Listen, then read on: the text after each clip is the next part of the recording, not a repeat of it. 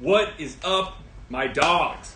Welcome back to Gold Diggers here in Los Angeles, California. We are so happy to be back. This is episode 9. To my left here is Trent, of course.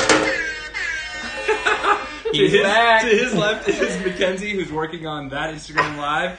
And then we have Autumn, of course, answering all the questions. And then we have Brittany and then a couple of the Gold Diggers studio staff here hanging. We're so pumped for today for a number of reasons. But before we get into those reasons, I just want to address everyone out there who has been so kind and supportive of the launch of the very good Cocktails Gold Fashion Syrup. I have been quite literally overwhelmed with orders. Like, I am running a sugar enterprise powerhouse out of my house, and it's been a really, really awesome, fun project. But even more importantly, I just want to say thank you from the bottom of my heart to everyone for your support.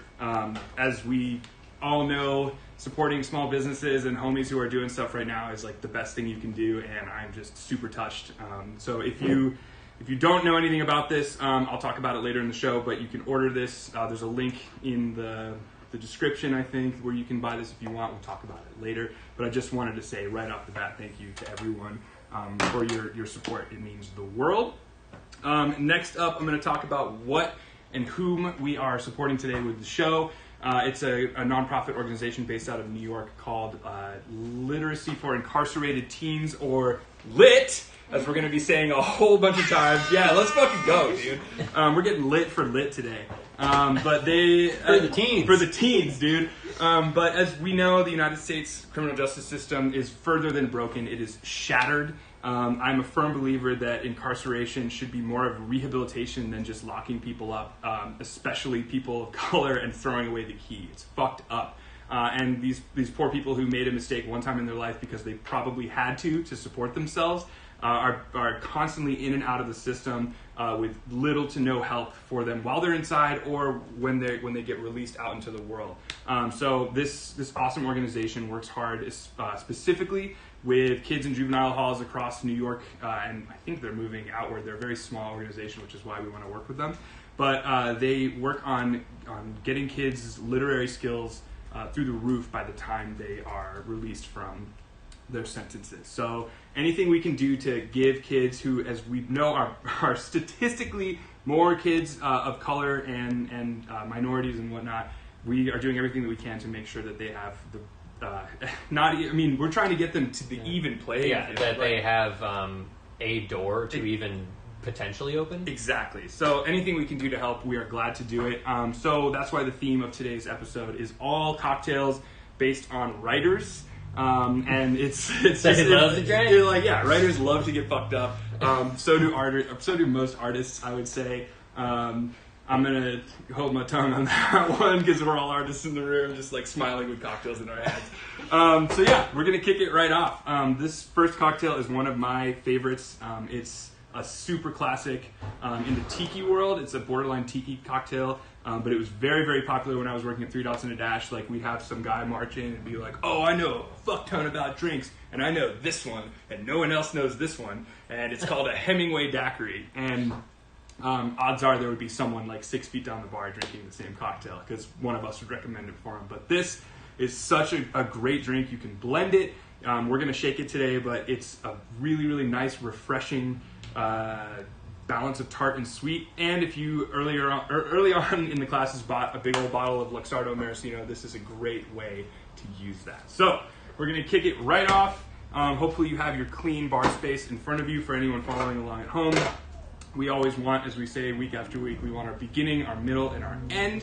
Beginning meaning ingredients, middle meaning technique, and end meaning glassware. When we make the cocktail does have a shelf life. We don't want to be scrambling for a glass while the cocktail is getting over diluted in our shaker. So I have my glassware right here. I'm using a coupe glass. You can use whatever the hell you want. I like coupe glasses just because I think they're pretty. You can use a wine glass, water glass. Hell, you could. Don't drink it out of the shaker. Don't drink it out of the shaker. Unless a tumbler. Yeah, a tumbler, right. I had the recipe right here.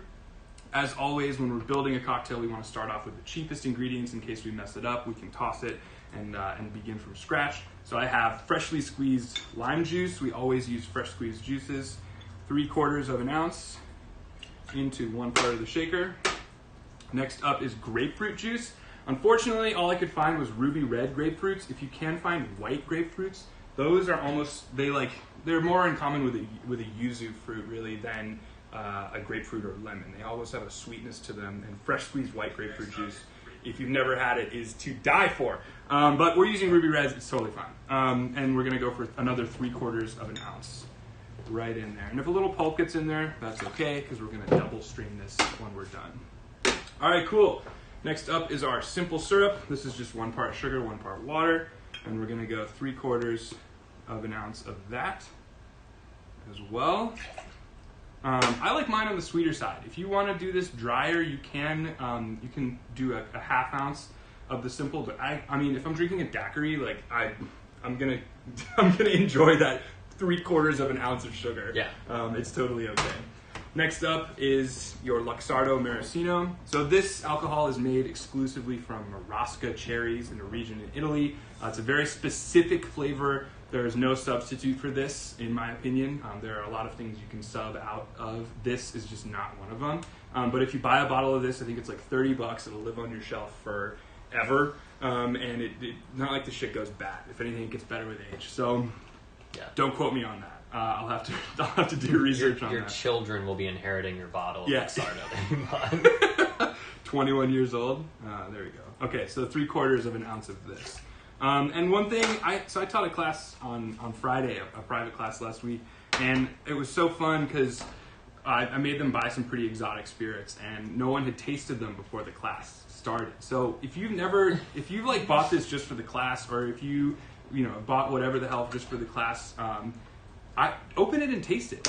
Give it a whirl and see what it tastes like on its own. And as I say, let your palate be your guide.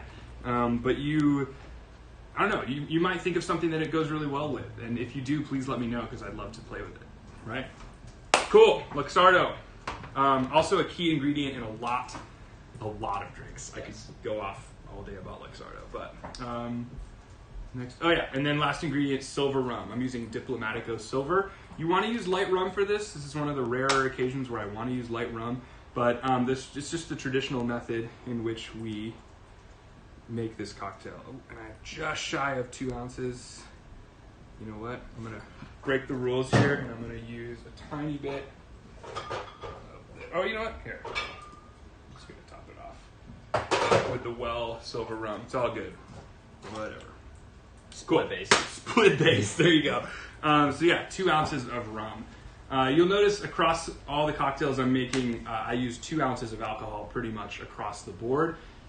If you make a lot of drinks at home, I recommend using 2 ounces. Your bottles will last a lot longer, and you'll be just as drunk. Trust me. You only need 2 ounces of 80 proof alcohol. Just trust me on that one. So I had some people like DMing me being like, man, it's only 2 ounces of booze. It's like, dude, you drink 4 of these and talk to me. You know what I mean? Yeah. Like it adds up. Cool? All right.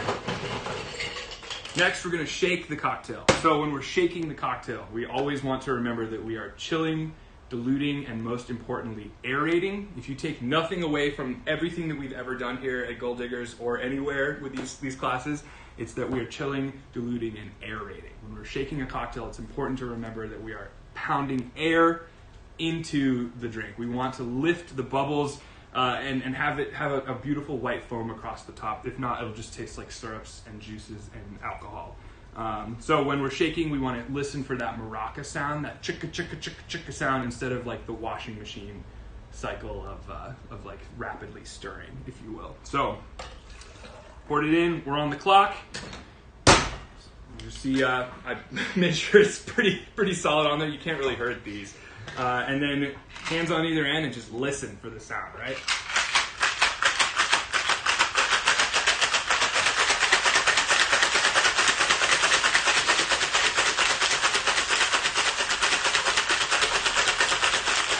There we go. I can hear the air trying to escape because I've aerated it well. I can take my fingernails and scrape a small layer of ice off the outside. That's how I know it's done. Let's go ahead and take that off. The inside has a beautiful white foam. You guys, I don't know if you can see it or not, but if you did it right, that's the first step of the litmus test. And then we're going to double strain this cocktail. You'll see me do this all the time.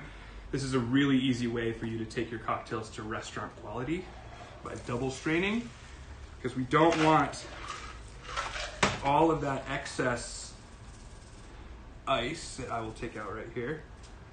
That ice patty, we do not want that in our drink. That's just going to further dilute it, make it watery, throw off the balance. We don't want it. And lastly, for this cocktail, for a garnish, this is another little bar hack. This is something bars do. We're just going to express a grapefruit peel across the top. Notice there's no fruit. Honestly, if you could get fruit out of a grapefruit peel, call me, because I want to see you do it. I want to see your intense gouging skills. That's not peeling. That's fucking gouging. And we're gonna express the peel across the top. So just lightly with the skin facing outwards, just once across the top, and you'll see some of the bubbles pop, and that's totally cool. But as you guys can see, those of you who made it at home, there should be a nice little oil slick across the top. It should smell like grapefruits, but you won't see grapefruits. I'm a big fan of seeing smells, I'm a big fan of smelling things that you can't see when it comes to cocktails. So, there we have it. I'm like out of breath from shaking. Jesus Christ. So out of shape. Oh my God. There we have it, the Hemingway daiquiri. Hemingway would traditionally order a double of these, also known as a Papa Doble. That was another thing. This guy used to come in all the time and be like, give me a Papa Doble. And I'd say, dude, I'll make you a double if you want, but it'll taste so much better if you drink it one at a time. And he didn't care. He thought he was really cool and drank it like that anyway. So there we have it, the Hemingway daiquiri. Are there any questions?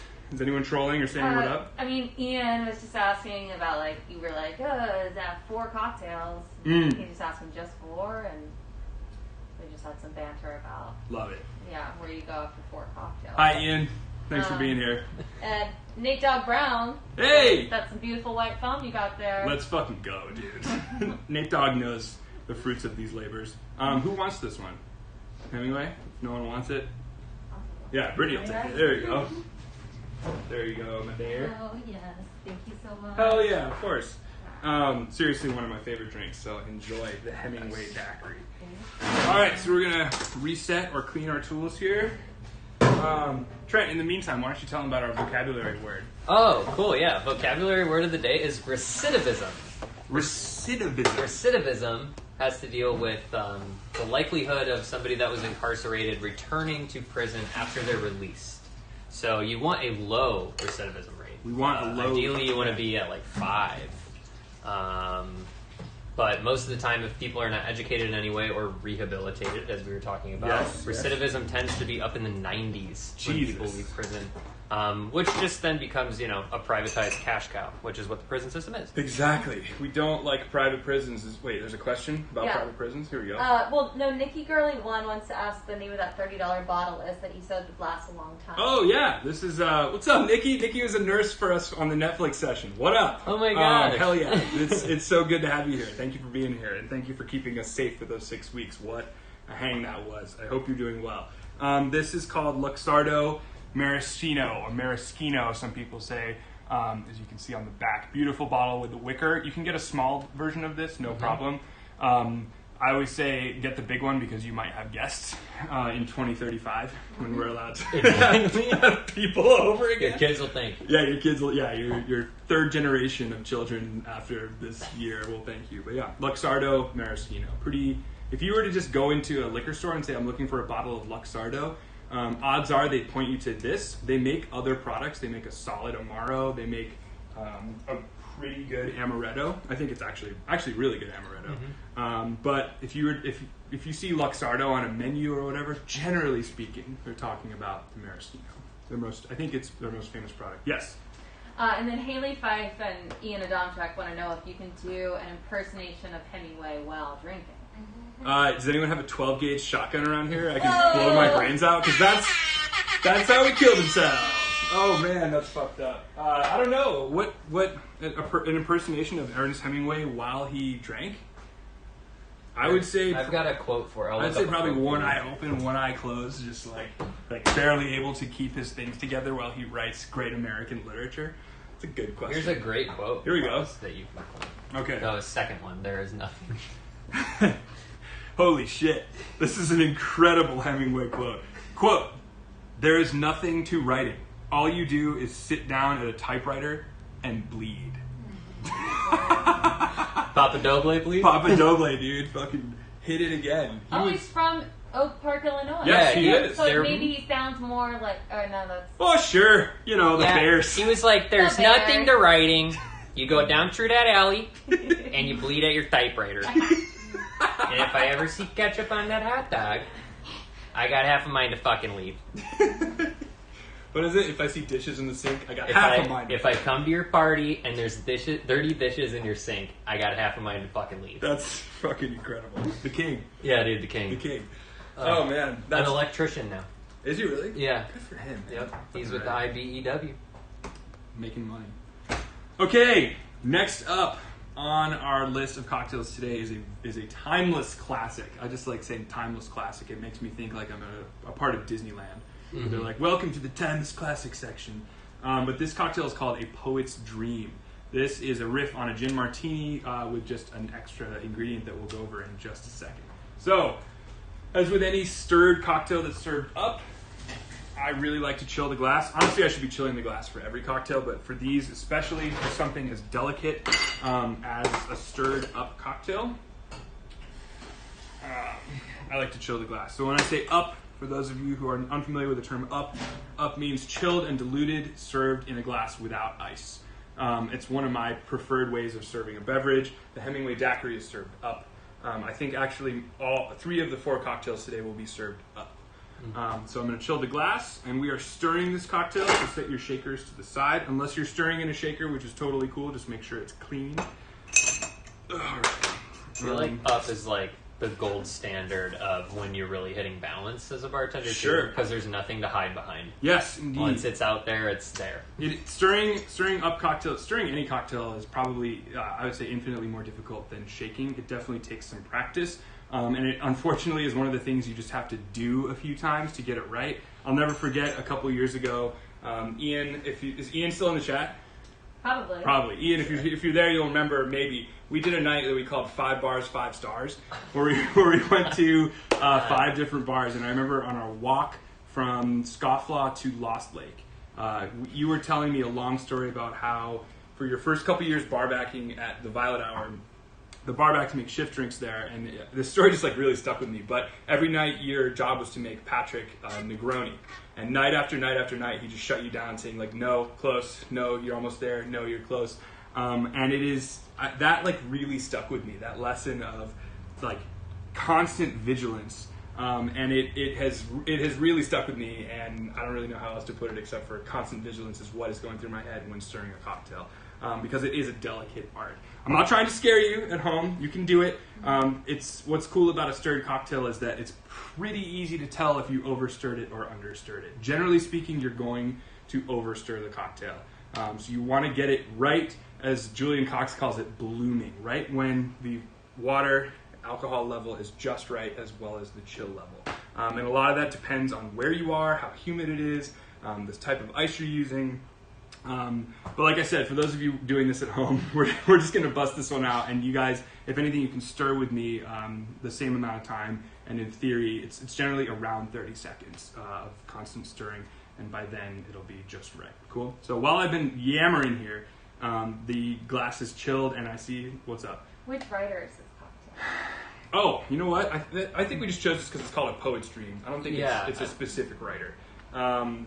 Right? Yeah. Yeah. No. I think this was when we were just like, this is a bomb cocktail. Yeah, for people to learn, fire and drink, it says poet in the name. Exactly. So like, it's too easy. Plus, we love gin and we love gin martinis. So, but you know what? Let's lie. It was Lord Byron's favorite cocktail. Let's make up some bullshit. Yeah, and you know what? We won by a landslide. There you go, Lord Byron. I'm going to start with 2 dashes of bitters. I'm using Angostura orange bitters today, but I really like using Reagan's orange bitters. Those are great too. Next up, I'm going to grab my dry vermouth, which is cold to the touch because I keep this shit in the fridge. If I come to your house and I grab a vermouth bottle and it's warm to the touch, I have half a mind to leave. I swear to God. We keep our vermouth in the fridge. It is the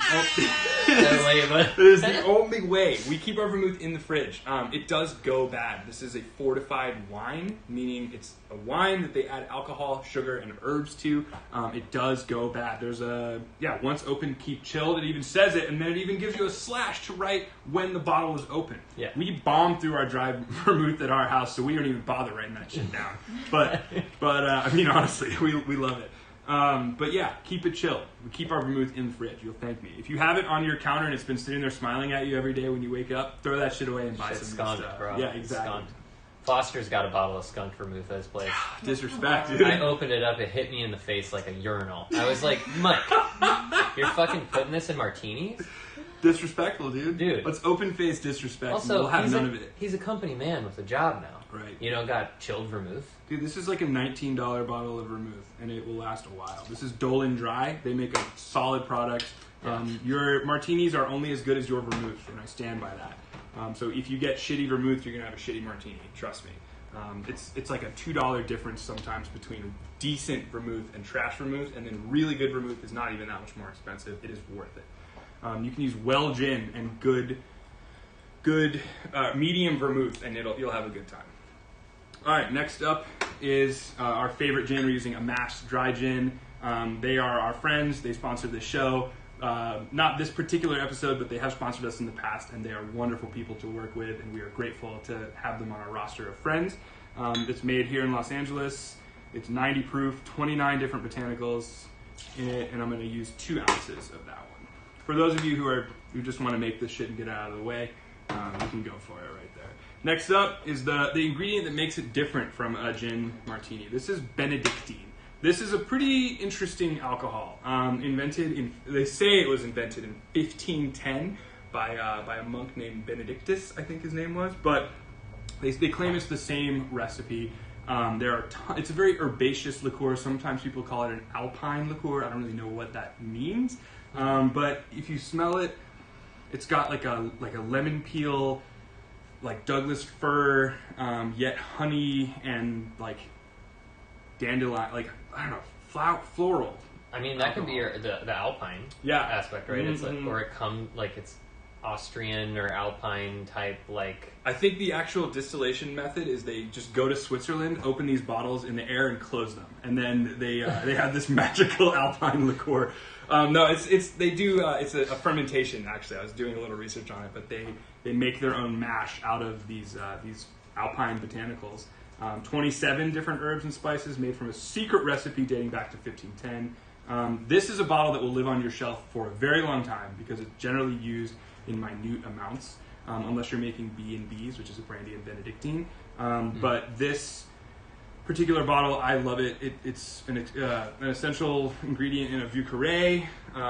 It's in a Monty. We made Bobby Burns last week in that private class. Anyway, I'm going to put a bar spoon of this into the cocktail. Just like that. And that is all you need. Trust me, it's a very strong, intense flavor. And just the aroma right off the bat. Okay, so back to square one. Autumn's laughing at me. Are you laughing at me? No, we've got some good jokes. Oh, yeah? Give you when you're ready. I'm ready. Oh, okay. Perfect Ethan for Block, Yes. he says Lord Byron owns the place on Irving Park in Sheridan, right? Oh, yeah. Lord Yeah, Byron's, dude. Dude, Byron's. Home Right? of the Punisher, which is a fucking double cheeseburger with Euro meat on it. Oh, North Center. They were UT bars. Yeah, right? Yeah. Yeah. Dude, Yeah. Obama likes Byron's. There's like photos of him eating at Byron's, and their fries always come in that like wilted paper bag. Oh, it's incredible. Yeah. I've never been to Byron's. It's like I think it's literally the size of our little square of the bar here. It's so small, and if you even say the word Punisher out loud there, all the guys will be like, Punisher? Yeah, dude, they're stoked to make it. Yeah, they're stoked to put you through gastric duress. I did have it once. I had it all the time. It was tasty. You have a couple Busch Lights or 12, and yeah, what's nice. Kevin Capuzza says the hills are alive with the smell of Benedictine. Oh, I love it, There you dude. go. I love it. Less Nazi references, though. Yeah. But Yeah. Yes. And then John Cord says, why you gotta bully shitty vermouth? Oh, man. Yeah, you know what? John, you're right. I don't mean to bully shitty vermouth. I just, come on. We pride ourselves in what now? What? Oh, you got it. Okay, I was going to say we pride ourselves in being ladies, gentlemen, and non-binary friends of dignity and eloquence. And if I can spend $2 more on vermouth, that'll make it taste better. I fucking will. What's up? John Quartz also said, Benedictus, that guy owes me money. No.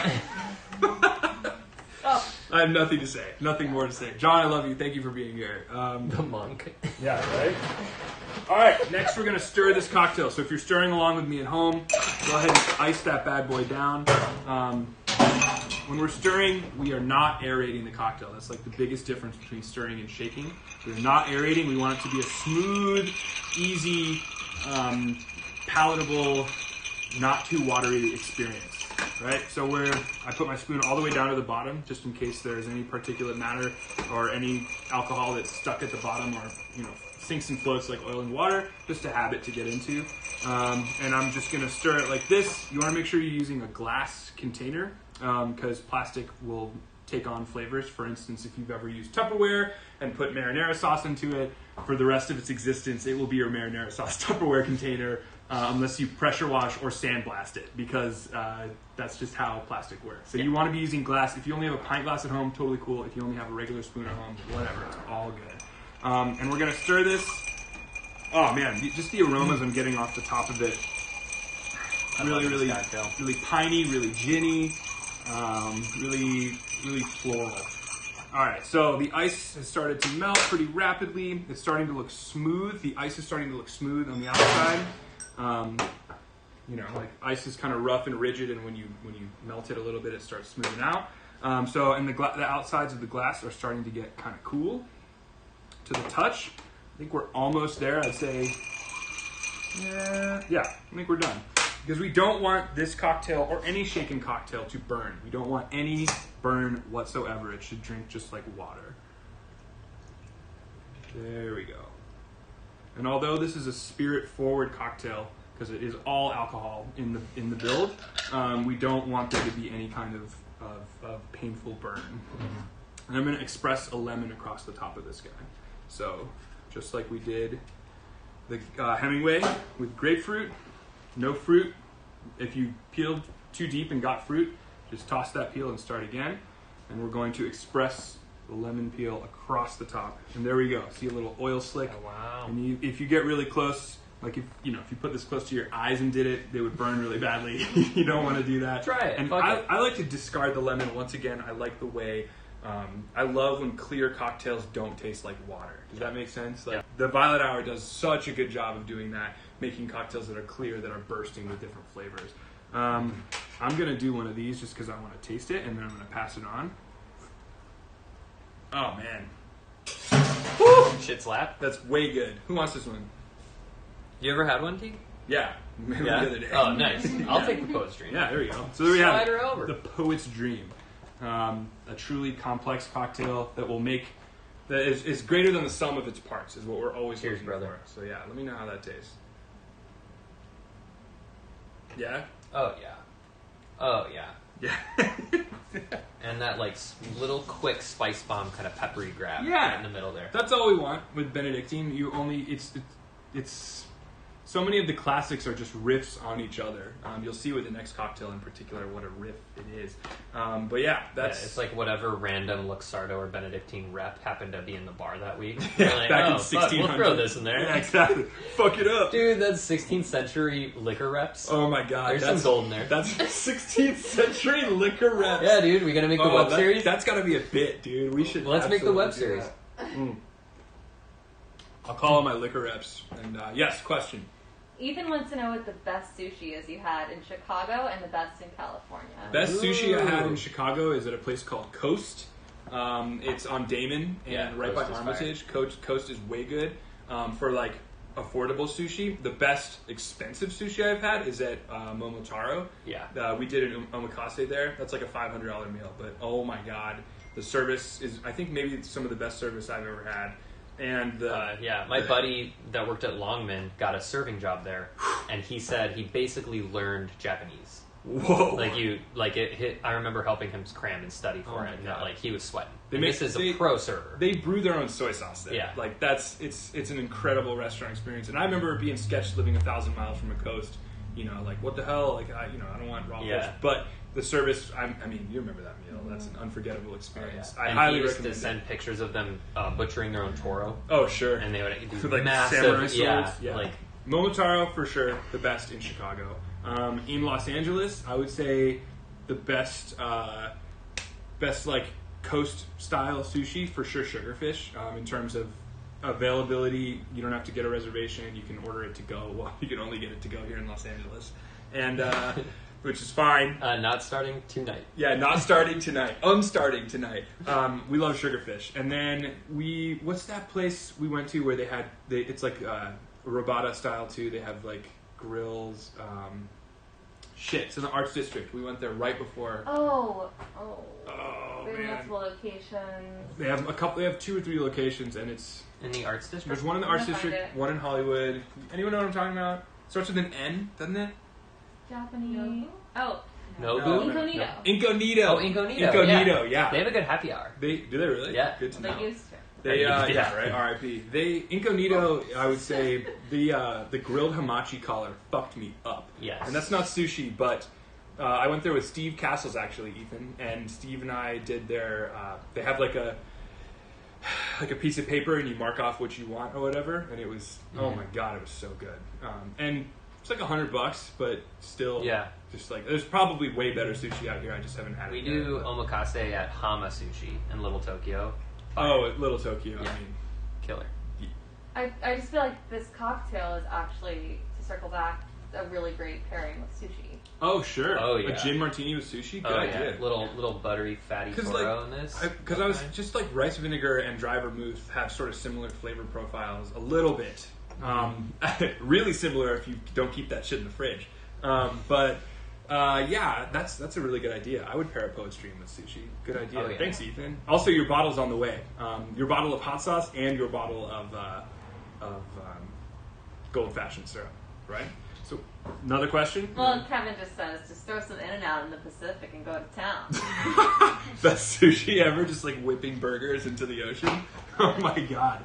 I hate nature as much as the next guy, but that's fucked up. I'm kidding, I don't really hate nature. Nature's alright. Alright, what's next? Oh shit! Oh shit! Come on, there it is. There it is. The shot donation spree. This is the part of the show where we put 5 minutes on the clock and we talk about whatever the hell we want for 5 straight minutes, and we try to raise as much money as we can for our selected donation today, or selected beneficiary of donations today. Literacy for incarcerated teens, also known as LIT. We are getting lit for lit today. Let me grab a shot glass. What are we shooting today, Trent? I don't know. I'm like, maybe we do like a tequila shot. Yeah? Does anyone have any thoughts in the chat, maybe? Yeah. Throw it in the chat. Dude, they tried to make me shoot half and half. I ain't scared. I was not into that. I ain't scared. Or we can do that. It's an open. It's like walking across a firing range. Like I'm not trying to. I ain't scared of nothing. All right, fine. How about we take suggestions? Let's put that timer on. I got a timer. Gin. All right, gin. Go ahead. Put it on. Let's just start. And we're talking. All right, cool. 5 minutes. So we were talking earlier about how we feel about the criminal justice system here in the United States. How important it is that there are organizations like this one, Literacy for Incarcerated Teens, to help kids get on their feet and help them learn different reading and writing skills while they're locked up, so that when they get out, they can make an impact on the world. There are few things more dehumanizing than the prison system here in the United States. All of those people have thoughts, feelings, ideas, and it makes me so mad when people just write off inmates as a whole. It's awful. So the vast majority are also non-violent crimes. Exactly. So you sold weed in college to help you pay for your books. You get locked up for 20 years in the 80s. What the fuck is that? And then weed became an essential service. Exactly. During the pandemic. And you're still locked up and reading that on a newspaper from your jail cell. There are so many things wrong with this. It's something I feel pretty passionately about. Yeah. So I'm a fan of abolishing prisons, dude. Abolish prisons. I'll say it. I have no problem saying it. Replace them with rehabilitation centers. Social workers should be in prisons, exactly, not guards. Just the way you said that, social workers should all be in prison. Dude, lock them up. I'm sick of people trying to teach me how to be nice or engage in conversation. Yeah, what the fuck? I don't need that training. Out, dude, exactly. I don't need to dissect that. Yeah. Also, the prison labor system is really seedy and fucked up. All the free labor they get out of prisoners. Exactly. It's messed up. So bringing light, we always want to talk about these sticky issues because people should know about them, and it should make you uncomfortable. It's things that we need to be talking about all the time. We have, I do, because I'm unemployed, but I have all the time in the world to do research on these fucked up things that are happening in our backyard. And if you're not talking about them, maybe read about them. Obviously, take it easy. Don't beat yourself up or go too dark down the tunnel at first. It's really easy to fall into it, but get educated on this stuff and get active, because if you're lucky enough to be watching this on a device that you can afford, you're already better off than like most of the world, but B, you have the power in your hands to vote the right way and to talk to people about this. So keep the conversation moving, and donate to us, and we'll donate to organizations for you if you don't want to do it yourself. It's totally cool. We're here for you. So with that being said, we're halfway, bro. I was gonna say, let's talk about something else. 2.5 minutes. We were talking about face tattoos right before the show started, because Mackenzie was screwing around with filters on Instagram, and then there was one that had me covered in face tattoos. And Trent, why don't you tell the story of the guy on the 74 bus? Oh yeah, there's a guy that used to ride the 74 Fullerton bus in Chicago. He probably still does. I moved out of that apartment. I bet he's still rocking the 74 as we speak. But he had shaved his eyebrows off, and on his forehead he had tattooed, "I hate my mom." Yeah. Brutal. Yeah. Brutal, dude. I love my mom. I would never say I hate my mom ever. I certainly wouldn't tattoo it on my face. But you know what? If I had to, that guy felt the need. I had so many questions. Like, what age? What was the breaking point? Yeah. What's the point where he's like, I don't know anything else to do with my rage other than take it to a tattoo shop and get it scarred into my fucking forehead. Like, that's a good judgment. I have no judgment for anyone with face tattoos at all. I'm genuinely curious if anyone in the chat has face tattoos. Yeah. Any regrets? Yeah. No. No regrettable tattoos. No. Let's be forward and upfront about that. Sure. So tons of people get regrettable tattoos. We were actually just talking about this recently. Does anyone in the room have a tattoo they regret? I don't regret it, but I don't love it.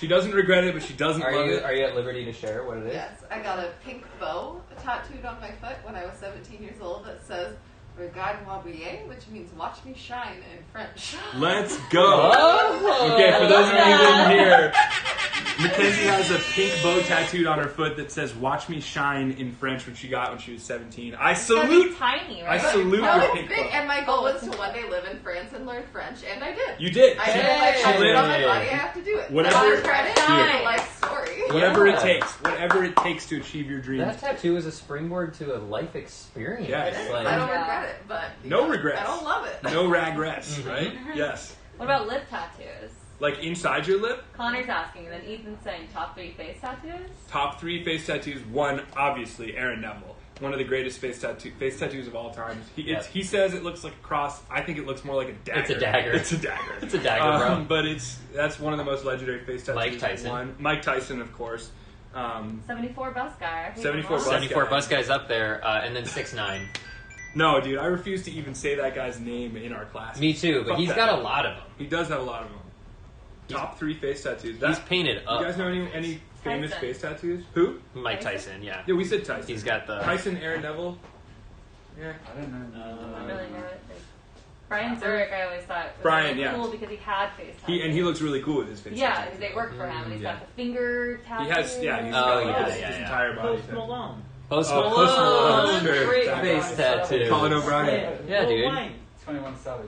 Lil Wayne, 21 Savage. 21 Savage. Doesn't, I think Travis Lil Barker has Xan. face tattoos. yes. Dan? He's definitely got a neck. No, what's his name? Who does most expensivest? 2 Chainz. Does he have face tattoos? Oh, Oh, I don't think he does. I can't remember. He just has 2 chains. I don't have any tattoos or any piercings. Isn't that crazy? I have, 0. a, I have a Tennessee tattoo on my leg. Nice. Do you regret it? Do you regret it? James, the studio engineer from England, has a Tennessee tattoo on his leg. Tell me more about that. Yeah, why James. that state? Yeah. I went to Tennessee for 24 hours. We went to Tennessee for 24 hours. That's excellent, dude. Yeah. Was it a good 24 It hours? was fucking great. It was fucking great. He It's a said. good state to get to because it's long and it's got a nice. It's almost like a rhombus. Trent's fishing for stuff to talk about Tennessee. It almost looks like a rhombus. What are we shooting? One of the most What are we legendary shooting? college What are we basketball shooting? Did coaches, anyone say Pat anything? Summitt. Gin? Ian said gin. Ian said gin. We're Gin. shooting. Like Great. an adult. like an adult, dude. You know who really fucked me up shooting gin for the first time was Marty from Best Intentions, one of the bartenders there.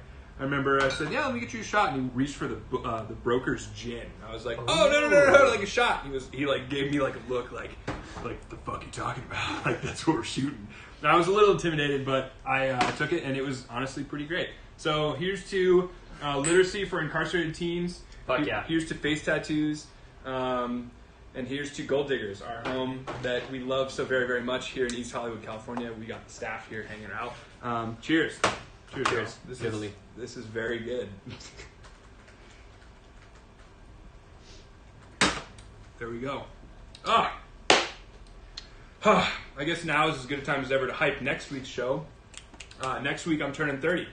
So we're having, my birthday party. Face tattoos live. Face tattoos Live face tattoo! Let's go. He's getting a 3 over one eye and a 0 over the other. Exactly, dude. This big, giant tattoos. Backwards, too, so only I can see it. Or if you get your number and then your last name across your forehead, like the back of a jersey. Incredible. That's perfect. But yeah, next week I'm turning 30, and we're going to be throwing down here, having a real gay old time. Yeah, a real laugh riot. Exactly. I haven't decided what we're going to even make next week. It'll probably be rum heavy, and I can't wait. Smith Old Fashioned. Smith Old Fashioned. Is that right? Ooh, just thinking about it. That shot ringing out my insides. Yeah, it's doing some work in there. In the chest. Next up is a cocktail called a Mark Twain.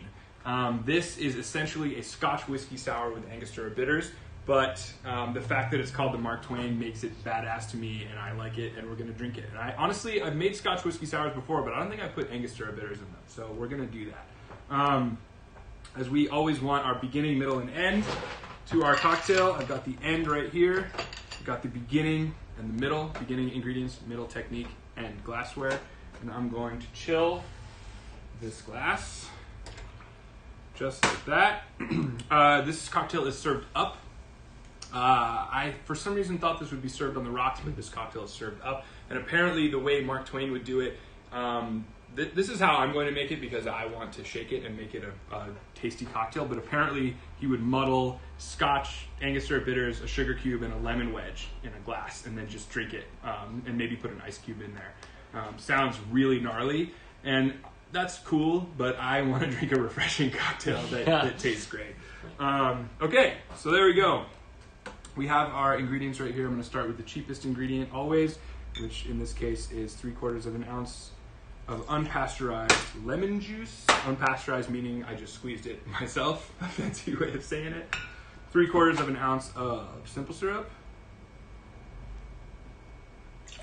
Just like that. And then I'm using Glenfiddich 12-year. This is like middle of the road single malt scotch. It's fine. You can use blended scotch. You can use any kind of scotch. I do not care. I know my friend Laura, there we go, 2 ounces. Laura is using Highland Park 12. I saw she sent me a photo. Highland Park is great, inoffensive, not so peaty, delicious 12-year scotch. In this case, just using Glenfiddich. It's fine. And then last but certainly not least, Angostura bitters. One of my favorite ingredients in anything. This is two dashes of Angostura bitters. When pouring bitters, I always say in the private classes, if you've never poured bitters before, or dashed bitters in this case, this does not come out of your clothes. It hardly comes out of your skin. So when I've trained professional bartenders before and I see them doing this with the bottle, it's like hot sauce. It's like there's a hot sauce dasher on the top. It will spray your guest, who hopefully isn't wearing white, with orange-ish, brownish alcohol, and it's not a fun time. So when dashing bitters, I always say put one hand right here, and then go from the side and with aggression dash your bitters. Don't half-ass it, or it'll spray everywhere. We don't want that. Cool? Just a little tip for you. Great way to practice confidence. Indeed. And we're going to shake this cocktail. We want to chill, dilute, and aerate, as we say time and time and time again. An undershaken cocktail is disrespectful to me, you, and your entire family. We don't. That's a little aggressive.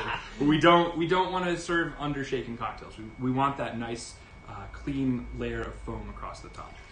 So there we go. Put it in. We're on the clock. Make sure it's on there well, and then we're gonna shake it. We want to listen for that maraca sound.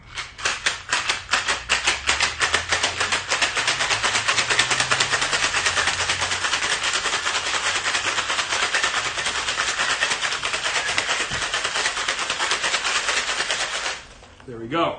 I can hear the air trying to escape. I know it's ready. I can take my fingernails and scrape a tiny bit of ice off the outside.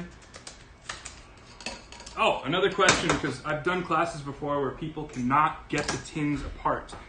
And it's always pretty funny because, you know, the cocktail's just sitting in there diluting on your crushed ice. We're going to double strain, as we always do, as well. Look at that. Great color. A little peachy. Yeah, right? There we go. Beautiful. If we shook it correctly, which we did, we have this icy of alcohol, which probably doesn't taste as good as it looks. Yeah, I was like, is that the Parsons? Did we just make a Parsons Parsons Negroni, right, exactly. No, we don't want that. The reason we double strain is because we don't want that ice floating in our drink. And then I'm going to garnish this with an expressed lemon peel again.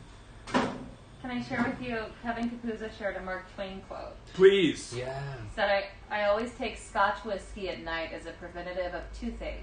I have never had the toothache, and what is more, I never intend to have it. So I was drinking Scotch. God, writers love to Dude, get fucked up. His quotes are so good. Yeah. I mean, obviously it's Mark Twain. Yeah, right. So good. And then Ethan wants to know your thoughts on Ardbeg 10. Oh, sure. I can't think of a particular instance. You know what? Let me finish this drink and we'll talk about Ardbeg 10. One thing I like to do is curl up my lemon peel into a little coil. Can you guys see that? Maybe, maybe not. Yeah. With a black background. Mm-hmm. And you can put it in the center and it'll sort of unfurl itself. Or, if you want to, you can lay it across the top like that. Use the surface tension of the cocktail to hold the lemon peel. I'm going to enjoy this one, unless anyone really wants it. Does anyone really want this one? Because I kind of want it. Yeah. It's you, Haas. It's me. Here we go. That is delightful. So Scotch, obviously, smoky, barley, nutty. The lemon and sugar, adding lemonade essentially, but the bitters, man, that's really good. I don't know why I haven't made one of these before. I've made Scotch whiskey sours. Do you have a straw? No, I don't. Rip it. It circles back though to like, obviously this cocktail has a fancy name named after someone, but like it's a recipe that you can just replace the spirit with. Yes. And you're going to get a solid, refreshing cocktail. Yeah, exactly. It is interchangeable, if you will. And it is greater than the sum of its parts, which is what we are always looking for. Because anyone can mix anything together, but does it taste better than how it started, is the idea. And if you have a friend over who's like, you know, I love gin, and then one that's like, I love Scotch, you can make them the same. This is really good. Honestly, I would... It's like Arnold Palmer refreshing. Yeah. Yeah. Honestly, I would blend this. I would make two. That'd be a killer slushy. If you're trying to blend anything, the general rule is make 2 of the cocktail, and then take a small shaker full of cubed ice and throw it in. And there you go. Dude, perfect pro ratio. tip Yeah. right there. For anyone who's like, I want to blend one cocktail at home, difficult.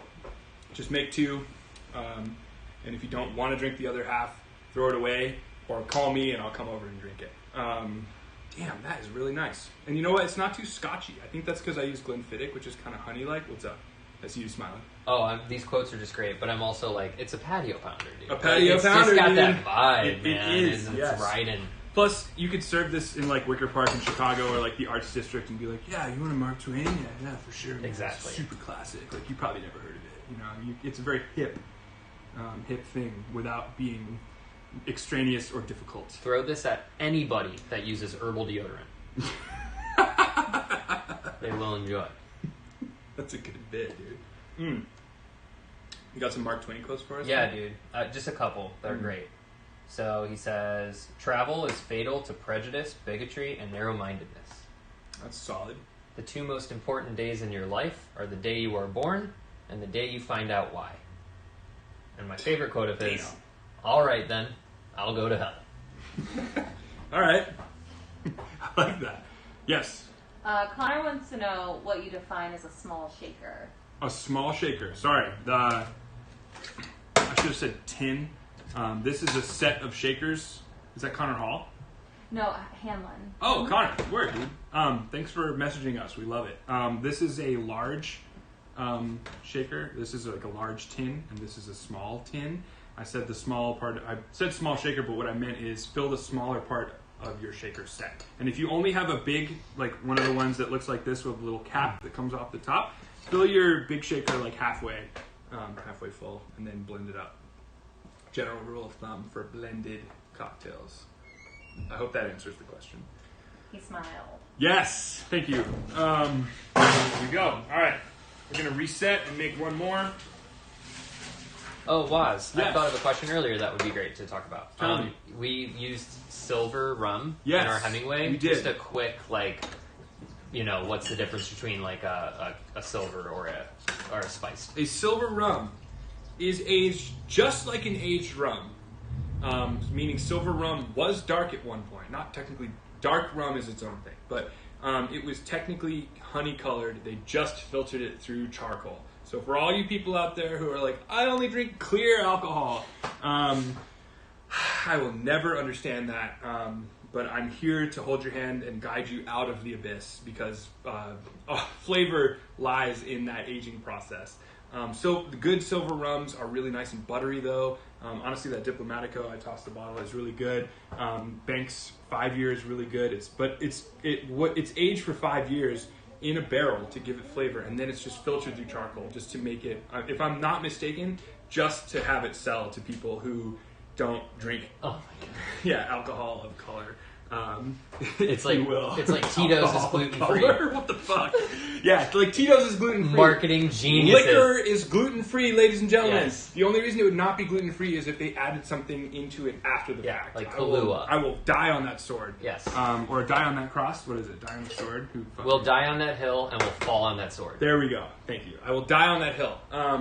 Liquor is gluten-free, inherently speaking. Yes. There are some, like I said, additives after the fact, like perhaps a fortified wine might have some sort of barley or whatever added to it. But the distillation process kills the protein that is gluten, or renders it inactive. Yeah. It gets it below 25 parts per million, which is safe for a celiac. I worked at the Celiac Disease Center at the University of Chicago. You did. Come at me. Yeah, dude. With the gluten-free questions. Trent will pull up outside of your house in an Oldsmobile menacingly. Yes, dude. He doesn't own an Oldsmobile, and he doesn't know where you live, but he'll find out how to get both of those things. I got a couple of Midwesterners about a fucking future that can help me out. There we go. Now we're fucking talking. But yes. I hate my mom. Yeah, there we go. We always say, when people say I want something gluten-free, we can do it with so much ease. And I'm not in any way hating on people who are gluten-free. In fact, I feel so much sympathy for them. If you're a celiac dude, I'm so sorry. It's a tough struggle because there are so many tasty things that you cannot have, and it just sucks. So I'm here for anyone's dietary restrictions needs. I will never shame anyone for the way their body is built. I'm here to cater to whatever the hell you need. If a bartender gives you shit for that, you can tell them to get fucked because that fucking sucks. Yes. There we go. There are too many bars in this country for there to be shitty ones. Does that make sense? Oh yeah. You know? Ethan said he once had a pizza beer. A pizza beer? Yeah. What? He said the beer was awful, by the way, but do you think that had gluten? Probably. It's Beer is but pizza beer. Oh. Full of gluten. What does that even mean? Yeah, what did they like? We need more. Yeah, I need more intel. So on it's that. got to be wheat, right? That would be like the crust. Sure. Is it like do tomato? they fat wash it? Did they do like a tomato jam IPA? Do they fat wash with mozzarella? Yeah. Cheese, like lactose fat? God damn it, dude. This is what happens when people who have too much money buy science equipment and start fucking around and start making some bullshit. It could be like a sourdough pizza crust yeast Ew, that was introduced. Mamma Mia pizza beer. What? It's Look, like oregano tasting? I have a hard stance on diarrhea, okay? The margarita pizza is put into the mash and steeped like a tea Oh bag. my god. A pizza tea bag? Dude, no way. Dude, I do that to my gut once a week. Dude, pizza tea bag. No. Oh, for shame. They just, like, wait, do they have, like, a pizza oven in the brewery and some dude just, like, slings a fresh margarita over into the vat? A whole order up! made with water, flour, yeast, topped with tomato, oregano, basil, and garlic. The essence of the pizza spices is washed off with hot water and filtered into a brew pot where it is boiled for a long, long time. Ugh. During the process, we add hops and spices in a cheesecloth-type bag and filter the cooled liquid into a fermentation vessel. After a week or two, the beer is good to go. No. Evidently. Look, that sounds like they discovered that on accident in college when they left a Domino's pizza out for 3 weeks and it rained. Yeah. That's what it sounds like. I do just want to say, though, somebody get us a 6-pack. Yeah, if someone... Because, like, I gotta know. If you send us a 6-pack of that beer, we'll drink it. We will drink it. We will drink gladly. it. You can send it to... Can they send it to Gold Diggers? You can send it to Gold Diggers. You can send it to Gold Diggers. I will drink Please. it. I'll shotgun a pizza beer. If you... I shouldn't have said that. I should not have said that. Dude, I'll shotgun a pizza beer. All right, Trent will shotgun... What? Oh, having a slice? Yeah. You can't shotgun a slice? Some pizza bread water beer? That sounds horrific, but I would drink it. This is also just going to It's your create... birthday present. Yes. From This someone who is- hates me. I can see this just creating a terrible run of experiments where a bunch of dumbasses are like, oh, we'll make a whole cake, and then we'll just throw the cake in the beer vat. It's cake beer. Cake beer. You know, oh, my cat's about to die. Let's throw my cat in the beer. It's cat beer. It's one thing to like make blueberry beer, which is delightful. Delicious. You know, like if you throw some blueberry, like macerated blueberries into a mash of a lager. Blueberry vanilla porter. Oh, I'm here for you. I'm there, but pizza, savory things. Also, you didn't even try. You slung a 10-inch Neapolitan pizza Margarita. into Margarita. margarita pizza into your beer vat, and then like steeped the pizza in the beer mash. Yo, like I said, if you send it to Gold Diggers, Alex and Trent will drink it. We'll shotgun them, is what was said. I said those words. I mean, I'm just reminding because it was heard. Connor also said that there was a brewery, maybe in Elysian or in Rouge, they used yeast from a brewer's beard. To make pizza? Okay, that's I don't know that's if it's- acceptable. No, Yeah. it says, he said there was a brewery that used yeast from a brewer's beard. That's acceptable. Oh, from a brewer's his beard? beard. Yeah, A beard beer. It says beard. Okay, so How is that acceptable? there are so many things going through my brain. Sanitizer, right? I mean, I understand that alcohol kills germs and stuff, but there is an ethical limit to that conundrum. Yeah. Also, like, did he have a yeast infection? Why was there Yeah. yeast in There's, his... there's natural yeast in Beard. the air. That's the thing. Yeah. That, like if you, That's how you make unless sourdough. you're in Antarctica, And where it's there's in no, here. there's nothing. There's yeast everywhere in the air. Yeah. Especially where it's more humid. That's how people discovered rum by accident. But that Kevin said that makes me want to die. Kevin Kabuza, yeah, it makes me want to literally no longer exist. I refuse to imbibe anything along those lines. I'm not the most tidy person, but I am hygienic, and I wash my hands frequently. Especially before the pandemic, I was washing hands before it was hip. I swear to God, people. God damn it, dude! Like I said, Yeah, people with dude. too much time on their hands and access to chemistry equipment is fucked up. I'm like, oh, next time I have a sty on my eye, we're gonna drain it and use it Oh, to make something. Trent, Like, no, what the dude, fuck is this no. whole like thing of this? Oh, Like, I'll God. just put it in the beer. I hate to hear that. But yeah, send us pizza beer and we'll drink it. Oh yeah. That's all I have Oh, to we say will try that. about that. All right, last cocktail on our list for the day is The pizza martini. a pizza Dude, martini. pizza martini! Yeah, exactly. Woo! No, we're making a gin Ricky. This was said to be F. Scott Fitzgerald's favorite cocktail. This is a super, super easy cocktail to make. Really, really refreshing. And I think if you order a gimlet, order a Ricky instead. Odds are the bartender won't know what to do. They'll just make a gimlet, but all you do is just add soda water. So I'm going to walk you through how to make a gin gimlet. It's also served on the rocks, in this case in a Collins glass. So I got my glassware there. Got my 1 ounce of lime juice. This is also another cocktail. A Ricky is technically a family of cocktails, meaning you can sub out the spirit. So we can make a whiskey Ricky, we can make a vodka Ricky, we can make, a Ricky is essentially a gimlet, which is spirit, sugar, lime, with soda added to it. Very simple. I'm not going to overcomplicate this like I normally do everything else. There we go. Cool. 1 ounce of our simple syrup, and then 2 ounces of gin. Just like this. In here, yep. about 2 ounces. We're using a mass because we love them and they play well with others. And I'm going to shake this. God, pizza beer, dude. Why did I say? I'm still thinking about it too. I'm It makes me feel bad. going to rue the day that I said that I'd shotgun a pizza beer. Also, it's gonna be in a bottle. Exactly. So we're gonna have to like click the top of each other's bottles and then like shoot it down our throat. If it's in, yeah, whatever, or take a hacksaw and just like smash the top of it. Yeah, Chris in the bar. Yeah.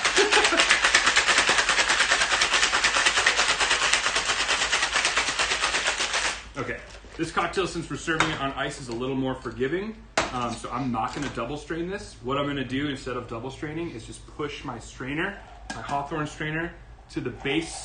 Like if you see here, there's like a wide gaping mouth where all the ice particles come out. But if I close it just a little bit, you guys can see there, it closes it off and will hold back a little more of the ice. Just use the strength of your index finger. There we go. There you have it, a gin gimlet right there. If you were to drink it, that would be cool. But we're making a Ricky, so I'm going to add 4 ice cubes. And then I have some lime LaCroix here. Love it. Yeah, you talk to Ian Adamczyk, one of my favorite humans on earth, loves using flavored LaCroix to finish off a drink.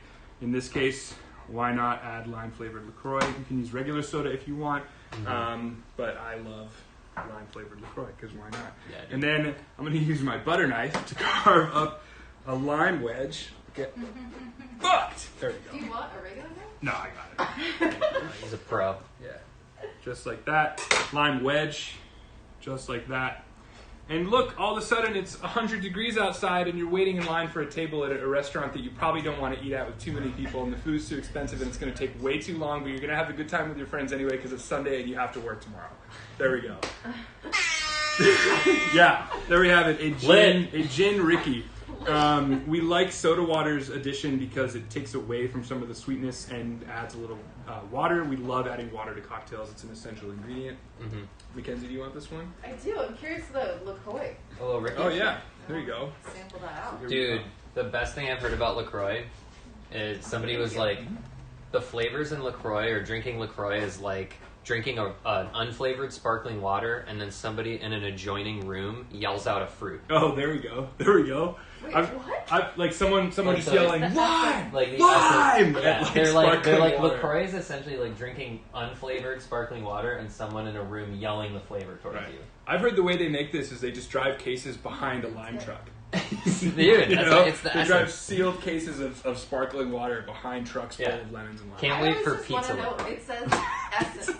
Yes. The ingredient is essence. What is essence? What is Somebody essence? screaming the flavor at the vat of LaCroix from another room. What is essence? That's a great question. Like, that should be more defined. Would it be right? It's like- kind of an ethereal question. Would it be like What is centrifuge essence? stuff? Like they're like percolating the lime flavor and then like If I had to guess, I would say citric acid. yeah. But it would say that. It would Right. say, like, oils or Oh acid. yeah, naturally essenced with a little tiny asterisk next to it that says non-GMO. So what is the essence? All right, I'm gonna Google this shit. Yeah, right. We have. Yeah, right. Okay, so by the way, people who pronounce it LaCroix, I tip my cap to you. It's LaCroix. It's LaCroix, Wisconsin is a place, and that is where this comes from. If you want to say LaCroix, you totally can. Like I said, But they're not in Wisconsin. They're not. I can guarantee that shit. If you've ever been to Wisconsin before, I can guarantee that most of the folks there would not pronounce it any way French. No, on they would purpose. not. For instance, the town Fond du Lac, Yep. Wisconsin. We were on the road and we played in Milwaukee, and our sound engineer and our guitar tech and just instrument tech, they're both French guys, and we drove past a sign that said Fond du Lac, and they both burst into laughter so hard, and we were just like, what the hell is so funny? And they said, apparently in French, if you were to say Fond du Lac, that means bottom of the lake. Which means you're fucking crazy. If you were to say Yeah. like you are like however you would say you're at the bottom of the lake, it means like you're the crazy person in town who walks out and drowns himself in the bottom of the lake. And that was really funny to them. It was funny to me because they were laughing so hard, and it made me just think, oh yes, America, just like adopting other cultures. Fuck That yeah. someone probably was making fun of them, and they were like, you know what, that sounds pretty. Let's name our town after that. you know. And now one of my dear friends, Mario Cerruti, who's from Fond du Lac. I doubt he's watching, but he's a good man, and I've been to Fond du Lac, and it's just fine. So it's an okay town. You know, it's no Door County. Yeah, sure. Door County's beautiful. Door County's beautiful, right? As Haley says. Oh no. Well, it's called the Cape Cod of the Midwest, and Haley Fife always says, "My favorite thing is when regional places have to assimilate themselves to a regional location in the same country." Like how not cool are you that you're like, we're the other location. We're the Miami of like, Montana. Yeah, we're like the location you could drive to, but you're choosing us. Yeah, you could. Wow, that's some heavy shit. Also, growing up in Illinois, it's important to know that we call Wisconsin Illinois' largest state park. Oh wow, because it is. Cheers to anyone from Wisconsin who just spat out their drink and vowed to never watch this show again. Yeah, anti-cheers to anyone from Wisconsin. Uncheers. Hey now. No, dude, they're wasted eyes. We don't want them. Oh my god. Essence. Found it. What is it? It's like making centrifuge, like making perfume. So it's throw a bunch of lime peels by heating, fruit, vegetable skin, rinds, and remnants at high temperatures, producing the vapors. The vapor oils are then extracted and added. So it's vapor oil. Yeah, vapor oil. Like how you make perfume, which is a nuts movie if you haven't seen it. Speaking of handcrafted items, that's a perfect segue. Perfume. I'll talk about this and then we'll probably sign off. But this, one more time, if you haven't purchased it already or you're looking to purchase it, you can check out my website, alexwasily.com /merch/gold-fashioned syrup. There's a link in the description if you're watching on YouTube or on Facebook in the caption. This is a syrup that we make in-house. We've partnered with Gold Diggers here to create a syrup that you add literally a 1/4 ounce of this to any spirit, stir it for 30 seconds on ice, pour it over fresh ice, and you have an instant old-fashioned. It's like bitters and syrup all together. I make this stuff personally by hand, every single bottle. I hand grind the spices. I hand toast the spices. Well, actually, the frying pan toasts the spices, but I move it around with my hands. It's fairly traded spices, so it's not like Chinese prison spices. It's something I'm very, very proud of, and it's $25 a bottle. I will ship it to wherever you are. Right now, I'm only shipping to the United States, Canada, and Mexico, but if you really want it and you're international, I will get it to you no matter what the cost, because I want everyone to taste this. So something we're very, very proud of, and thank you, like I said, to everyone who's already purchased it. It means the world to us. And there's a cool QR code. If you scan it, it'll take you to the Gold Diggers website. You can see what we're all about over here with the beautiful recording studio, the 10-room boutique hotel upstairs, and of course our home down here in the beautiful bar for which we are so grateful to do the show in. And with that being said, I think that is all we have for episode 9. Uh-oh, what's up? Kevin just wants to know if there's any essence of wasily in the bottle. God, I hope not. Oh, there's some sweat in there. No, I wear a hat. I wear gloves for certain parts of it. I'm super food safe. The essence of me is the flavor of the recipe that took a long time to get right. It was my month of December poured into that. So it was 16 different attempts to get it right. This is the 17th. And it features... I'll explain it to Kevin. Here's what the essence is that you're probably tasting that you don't get anywhere else. It's called oleo sacrum, which is inside every bottle. Autumn helped me. We hand peel 50 lemons and oranges, just getting the yellow part or the orange part off, leaving all the white behind. Cover it in sugar, let it sit at room temperature for a week. Strain off that bitter citrus peel oil with that's got a little bit of sugar in it, and then we add that as well as our Mexican vanilla extract into each one. So that oleo sacrum, you can add it to 200 proof alcohol, whatever the hell, and that oil takes away any burn and masks any intense flavors, and that is what we love about it and what separates it from other syrups just like it. So that is the essence, Kevin, is my blood, sweat, and tears that are nowhere actually near the ingredients of the bottle at any point or time. In fact, I've only cut myself on my hands once in the last couple months doing the show, which is a good run. That's really good. A good run if you're a bartender. And you've never cried in your life. I've never cried in my entire life. Oh, we gotta change that. Yeah, right. I'll cry once I chug that fucking pizza Autumn, beer. it's time to take him through a little Meisner workshop or something. We gotta get this guy crying. No. I was kidding. He's crying. I've cried Oh, okay, many good, times. good. I'm like, I think I've seen you cry. Yeah, you probably We have. cried during Biden's first speech. We as did. president. We did. Or Yeah. as elected president, I should Indeed. say. Indeed. Well, I think a lot of people cried. Yeah, I'd say so. Jesus. Catharsis. Okay, if you have any questions about any recipes, or you want to send me a video of you shaking or stirring Or whipping a pizza into the beer you're brewing. exactly, or launching Little Caesars pizzas into Hot your and ready. hot and ready chemical pizzas into your final mash. Please send it my way. But this is episode 9. I can't believe it. Next week is episode 10. 10 whole live streams that we've done, all of which are planned and prepared. And like I said, next week is just my birthday party, so it's just going to be an all-out free-for-all. I cannot wait.